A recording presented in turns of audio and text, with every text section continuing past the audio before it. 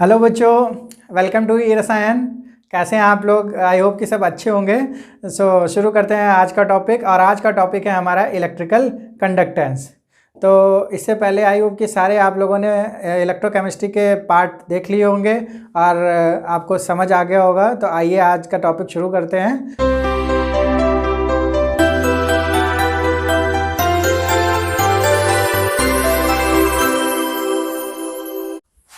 तो आज बच्चों हम लोग बात करने वाले हैं इलेक्ट्रिकल कंडक्टेंस की। जो हमारा फ्लो ऑफ करंट होता है वो किस तरीके से होता है, वो कितने तरीके से होता है हमारा, यानी types of electrical conductance. So first of all जो हम लोग बात करने वाले हैं वो हम लोग बात करने वाले हैं जो हमारा इलेक्ट्रिकल कंडक्टेंस होता है वो हमारा दो टाइप का होता है। और हमारा जो फर्स्ट है उसे बोलते हैं हम लोग इलेक्ट्रॉनिक कंडक्टेंस। Electronic conductance. और जो दूसरा टाइप का हमारा कंडक्टेंस होता है बच्चों वो होता है हमारा आयनिक कंडक्टेंस या फिर इलेक्ट्रोलिटिक या फिर आयनिक कंडक्टेंस।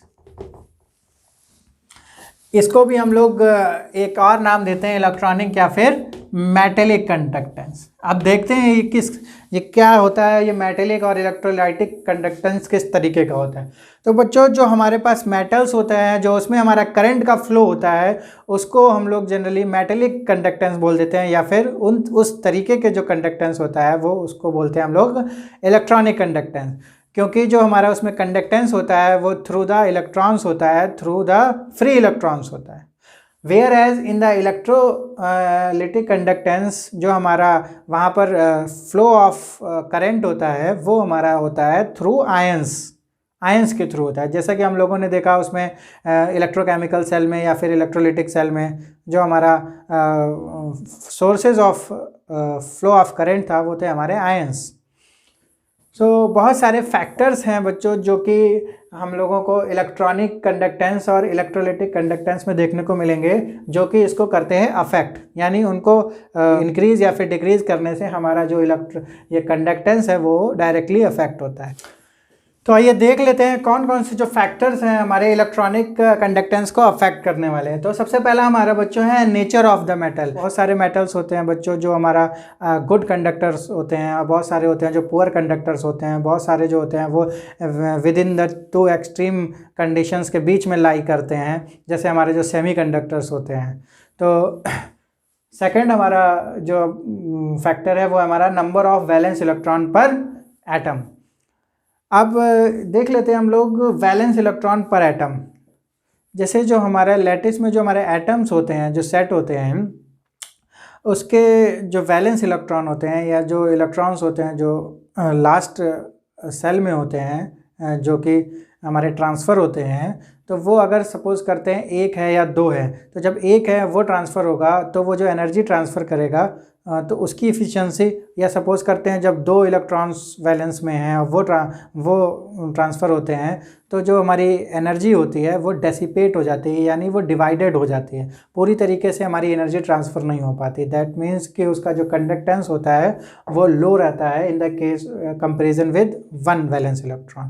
तो जो हमारे नंबर ऑफ वैलेंस इलेक्ट्रॉन पर एटम होते हैं वो अफेक्ट करते हैं हमारे बच्चों इलेक्ट्रॉनिक कंडक्टेंस को। आप लोग आई होप कि समझ गए होंगे कि जो अगर एक इलेक्ट्रॉन है तो वो पूरी तरीके से इफ़िशियंटली एनर्जी को ट्रांसफ़र कर देगा, और अगर यहाँ पर दो या चार हैं तो वो क्या करते हैं कि वो अपनी एनर्जी को थोड़ा थोड़ा डिवाइड कर देते हैं, मतलब या तो टकराने में या तो कहीं ना कहीं वेस्ट हो जाती है। तो पूरी तरीके से उनकी इफ़िशियंसी नहीं आ पाती है इन द मेटेलिक कंडक्शन या फिर इलेक्ट्रॉनिक कंडक्शन। नेक्स्ट फैक्टर है बच्चों हमारा टेम्परेचर। तो जब टेम्परेचर को हम लोग इन the case of electronic conductance या मेटेलिक कंडक्टेंस जब हम टेम्परेचर को डाउन करते हैं तो हमारा कंडक्टेंस एक्सेप्शनली इंक्रीज होता है। So in temperature is indirectly proportional to the conductance. ये केवल हमारा इसी केस में होता है। तो आपको एक एग्जांपल से बच्चों समझाते हैं कि जो हमारे सुपर कंडक्टर्स होते हैं, superconductors are those conductors which are fully resistance free. वहाँ पर कोई रेजिस्टेंस काम नहीं करता है, ऑलमोस्ट या तो फ्री रेजिस्टेंस होता है या तो ऑलमोस्ट नेगलेक्ट मान लेते हैं उसमें से। ऐसा तब होता है जब हम किसी भी मेटल को या कोई ऐसे मेटल हो जिनको हम लोग ज़ीरो केल्विन पर उसका टेम्परेचर ले जाते हैं, तो वो कुछ ऐसे मेटल होते हैं जो बिहेव करने लगते हैं हमारे सुपर कंडक्टर की तरह। तो यहाँ पर जो टेम्परेचर फैक्टर है वो हमको अफेक्ट करता है मेटेलिक कंडक्टेंस में। तो आइए हम लोग अब बच्चों देख लेते हैं इलेक्ट्रॉनिक कंडक्टेंस कैसे अफेक्ट होता है, किन फैक्टर्स के द्वारा अफेक्ट होता है। तो हमारा ये है nature of the electrolyte. Electrolytes हमारे दो तरीके के होते हैं बच्चों, वीक इलेक्ट्रोलाइट और स्ट्रॉन्ग इलेक्ट्रोलाइट। तो जो हमारा वीक इलेक्ट्रोलाइट होते हैं वो बहुत ही कम अमाउंट में हमारे स्प्लिट होते हैं into their ions, but in the case of strong electrolytes they are 100% ionise या फिर 100% स्प्लिट हो जाते हैं इनटू देयर आयंस जब उन्हें किसी सॉल्यूशन सॉल्वेंट में डिसॉल्व किया जाता है बच्चों। तो दो तरीके के हमारे इलेक्ट्रोलाइट होते हैं। तो जो हमारा यहाँ पर वीक इलेक्ट्रोलाइट है वो आयनिक कंडक्टेंस कम देता है, वेयर एज जो हमारी स्ट्रॉन्ग इलेक्ट्रोलाइट हैं वो हमारे आयनिक कंडक्टेंस ज़्यादा देते हैं। तो अब सेकंड फैक्टर देखते हैं, साइज ऑफ द आयंस। जो साइज ऑफ आयंस होता है, यानी इस केस में जो हमारे करंट कैरियर थे वो थे हमारे इलेक्ट्रॉन्स, जबकि हमारे आयनिक कंडक्टेंस में जो हमारे कैरियर्स हैं वो हमारे आयंस। तो आयंस बच्चों जितना छोटा होगा उतना इजी ट्रैवल कर देगा, और जब इजी ट्रैवल करेगा तो वही चार्ज के वो करंट कैरियर हैं, तो वो जितना इजी ट्रैवल करेंगे तो हमारा करंट भी ट्रैवल करेगा इजीली। तो हमारा जो साइज़ होता है वो छोटा होना चाहिए। उसके साथ साथ हमारा एक इफेक्ट आता है सॉल्वेशन इफेक्ट।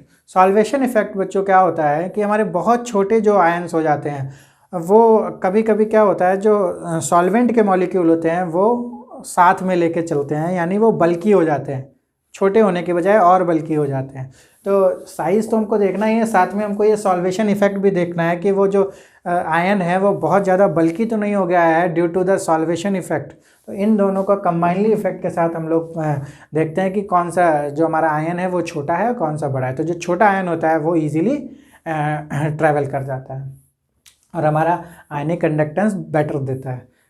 नेक्स्ट है हमारा nature of the solvent. Solvent को हमारा जो कम विस्कोसिटी यानी दैट मीन्स लेस थिकर होगा, यानी अगर कम थिकर होगा तो हमारा जो आयन है वो इजीली मूव करेगा और हमारा कंडक्टेंस बेटर होगा। नेक्स्ट है कंसंट्रेशन ऑफ इलेक्ट्रोलाइट। तो बच्चों जो हमारा इलेक्ट्रोलाइट का कंसंट्रेशन बढ़ेगा तो हमारा जो कंडक्टेंस है वो भी बढ़ता है।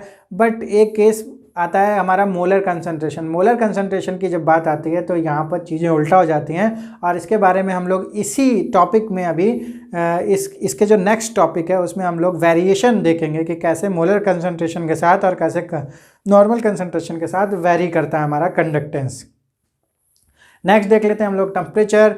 तो इस केस में हम लोगों ने देखा था कि temperature was inversely proportional to the conductance, but in this case in ionic conductance temperature is directly proportional to the conductance. When the temperature increases, temperature जब हम बढ़ाते हैं तो साथ ही साथ हमारा क्या होता है, कंडक्टेंस भी, आयनिक कंडक्टेंस भी बढ़ता है बच्चों।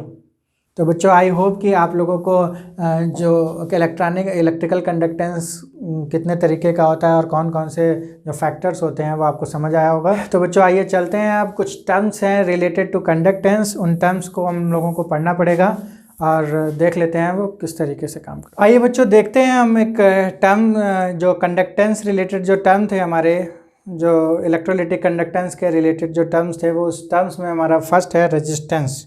सो रेजिस्टेंस क्या होता है बच्चों? रेजिस्टेंस आप लोगों ने इससे पहले भी वो कई बार सुन रखा होगा, फिजिक्स में भी टर्म है, हमारे इलेक्ट्रिसिटी में टर्म बहुत ही कॉमन टर्म है। तो जो रेजिस्टेंस होता है या फ्लो ऑफ करंट को जो अपोज करता है उसको बोलते हैं हम लोग बच्चों रेजिस्टेंस।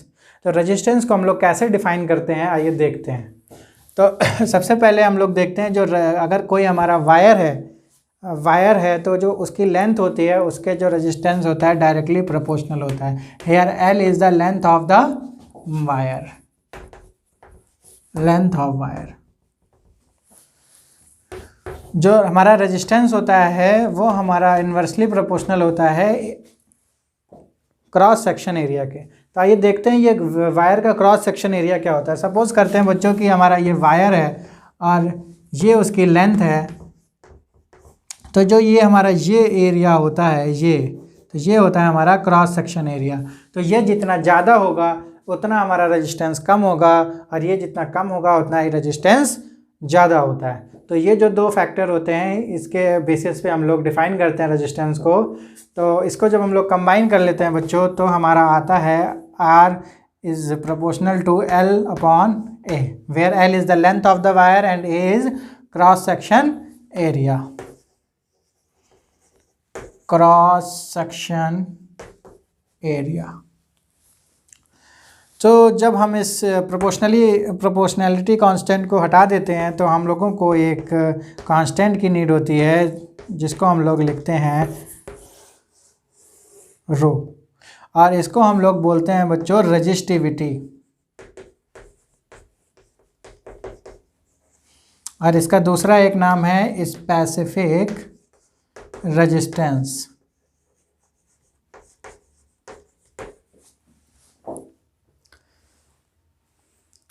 तो यहाँ पर हम लोगों को मिलता है एक फार्मूला, रेजिस्टेंस का एक फार्मूला। रेजिस्टेंस को हम लोग R से डिनोट करते थे, और इसका फार्मूला बना हमारा R is equal to rho into L upon A, L upon A।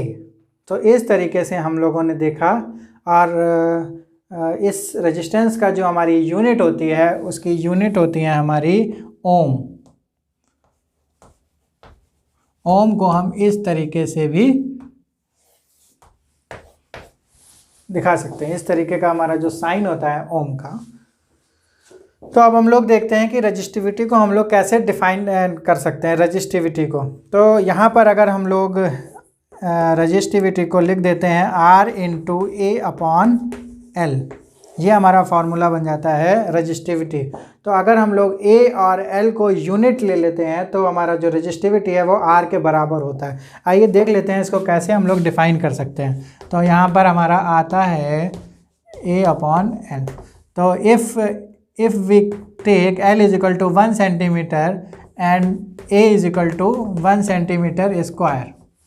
तो बच्चों अगर हम लोगों ने A और L को यहाँ पर यूनिट ले लिया तो हमारा जो रजिस्टिविटी होता है वो R के इक्वल हो जाता है। तो हम लोग इसकी डिफिनीशन बोल सकते हैं कि जो हमारा रजिस्टिविटी है वो R के बराबर है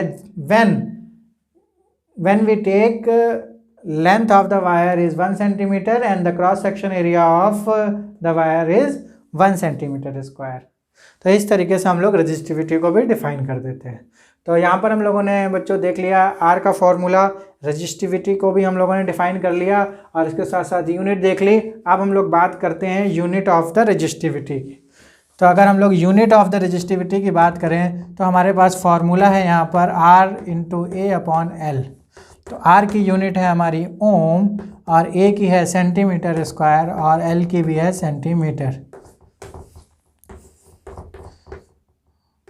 तो हमारी यहाँ पर जो यूनिट आती है रजिस्टिविटी की वो आती है ओम इंटू सेंटीमीटर। तो बच्चों इस तरीके से हम लोगों ने यहाँ पर रेजिस्टेंस और रजिस्टिविटी के बारे में देखा। अब हम लोग बात करते हैं कंडक्टेंस की।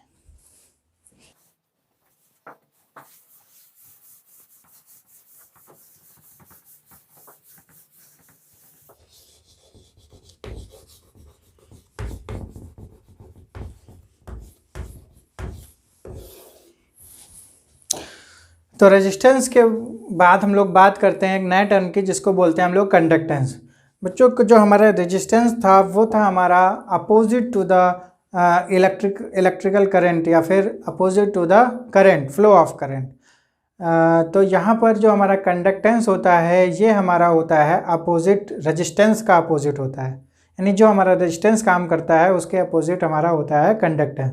वहाँ पर वो हमारा अपोज कर रहा था करंट का, ये हमारा करंट का फ्लो को डिफ़ाइन करता है, मेज़र करता है।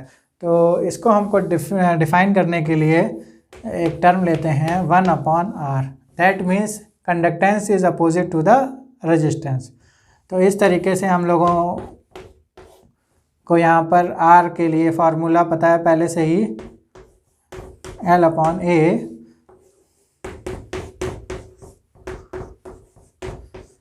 तो यहाँ पर हमारा ये कांस्टेंट है, this is the cross section area and this is the length of the wire, and this new constant, the new term introduce this which is kappa. Kappa को हम लोगों ने यहाँ पर इंट्रोड्यूस करा है, और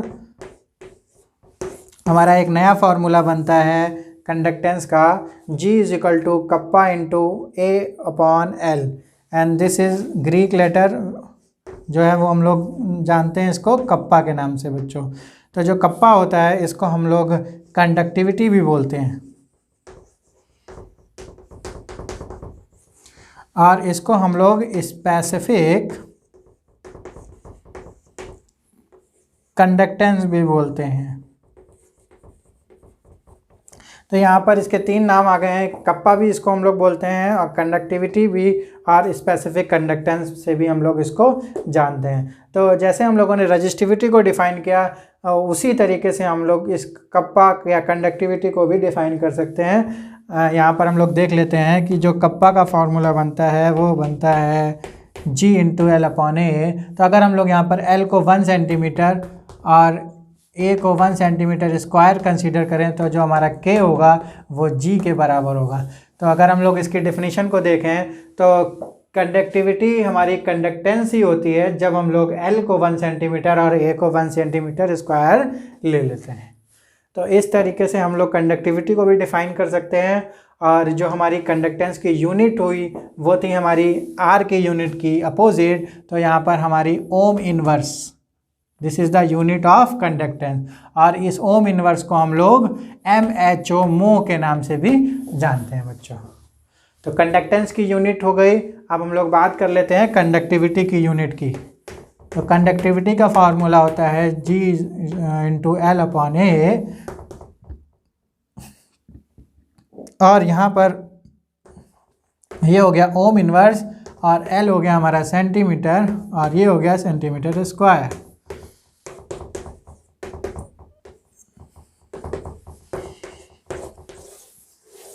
unit of conductivity is ohm inverse and centimetre inverse.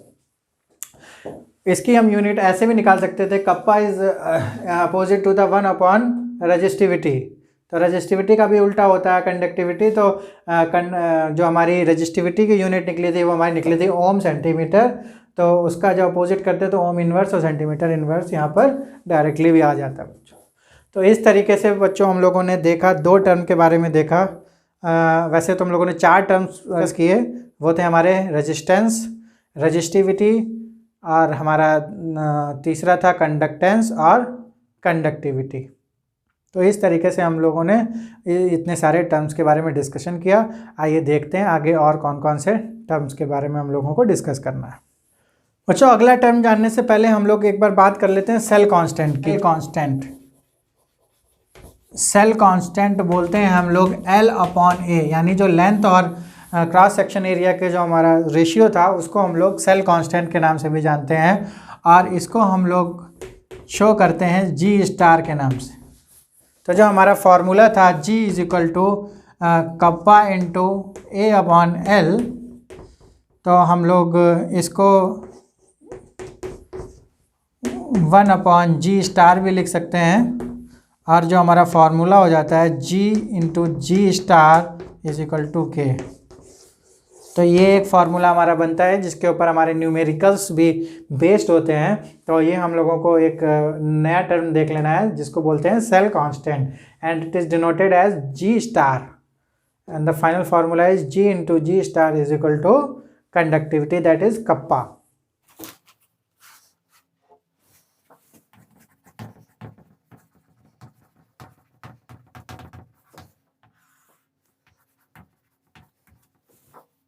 Molar conductivity. अभी तक बच्चों हम लोगों ने देखा कंडक्टिविटी और कंडक्टेंस के बारे में। तो कंडक्टिविटी जो हमारी थी वो डिफ़ाइन हो रही थी हमारी यूनिट क्रॉस सेक्शन एरिया और यूनिट लेंथ को जब हम लोग रख रहे थे वहाँ पर 1 सेंटीमीटर एंड 1 सेंटीमीटर स्क्वायर, तो जो हमारी कंडक्टिविटी थी वो कंडक्टेंस के बराबर शो हो रही थी। तो यहाँ पर हमारे जो टर्म है वो है मोलर कंडक्टिविटी। तो यहाँ देख लेते हैं किस तरीके से डिफाइन होती है। Molar conductivity is defined as the conductance of solution of 1 mole electrolyte having unit area of cross section and length. तो बच्चों यहाँ पर जो मोलर कंडक्टिविटी है हमारी वो कंडक्टिविटी के ही जैसी हमारा डिफाइन हो रही है यहाँ पर। बस हमारा जो मोलर कंडक्टिविटी है वो उस कंडक्टेंस के बराबर है जहाँ पर यूनिट एरिया और यूनिट लेंथ तो है, उसके साथ साथ जो हमारा इलेक्ट्रोलाइट है उसका जो अमाउंट है वो होना चाहिए हमारा 1 mole in a particular volume of solvent में।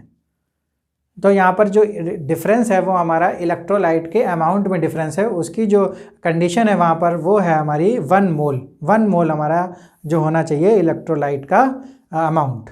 तो आइए देख लेते हैं बच्चों कि मोलर का जो कंडक्टिविटी है उसको कैसे हम लोग मैथमेटिकली उसको फार्मूलेशन करते हैं। तो यहाँ पर जो हमारा मोलर कंडक्टिविटी है उसको हम शो कर रहे हैं यहाँ पर लैम्डा एम से। तो इस तरीके का जो हमारा डिनोशन वो होता है, साइन होता है डिनोट करने के लिए, वो होता है यहाँ पर लैम्डा।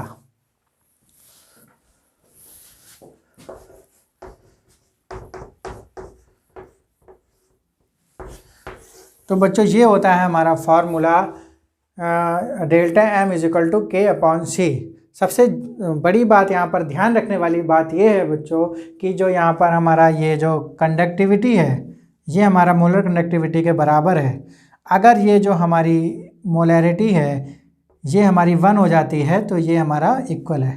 तो दैट मीन्स जो हमारा इफेक्ट जो यहाँ डिफरेंस है वो ये मोलैरिटी का ही है। तो हम लोग ध्यान रखेंगे तो अगर इस वाले फार्मूले को यूज़ करते हैं तो इसकी जो यूनिट होगी वो होगी हमारी मोल पर मीटर क्यूब। और जो हमारी कंडक्टिविटी है यहाँ पर है ये साइमन,